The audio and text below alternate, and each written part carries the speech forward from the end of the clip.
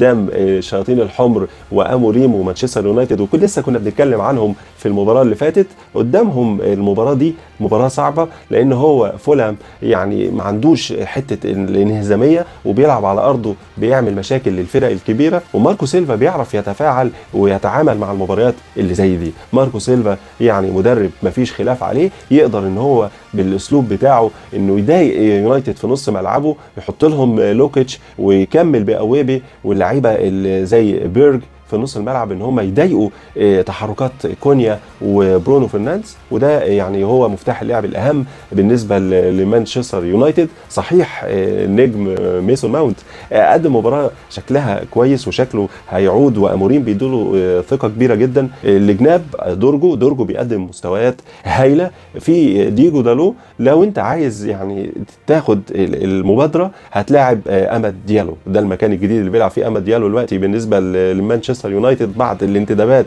امبويمو وكونيا. طبعا لا مساس بيهم الاثنين، بيأدوا ادوار ممتازه، وبصراحه في ظلم كده لاماد ديالو، لعيب كان يعني ممتاز وادى ادوار ممتازه الموسم اللي فات. عامه هنشوف الماتش ده هل يبتدي بيه على حساب دالو ويكمل بديليخت وماجواير وليني يورو ورا في قلب الدفاع، بيلعب بثلاثه زي ما احنا عارفين اموريم، وده ساعات بيبقى نقطه ضعف الاطراف لما دورجو يسيب وراه مساحات سواء هو او دالو.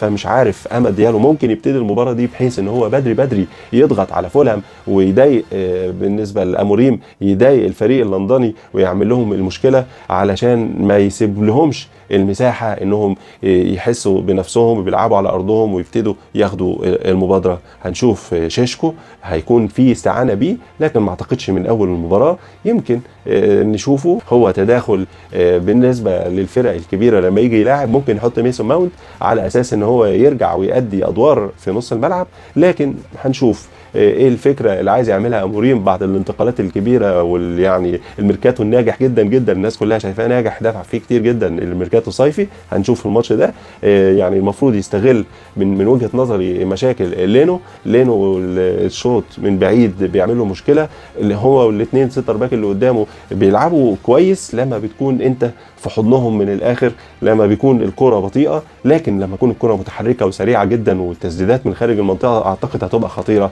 على فولهام.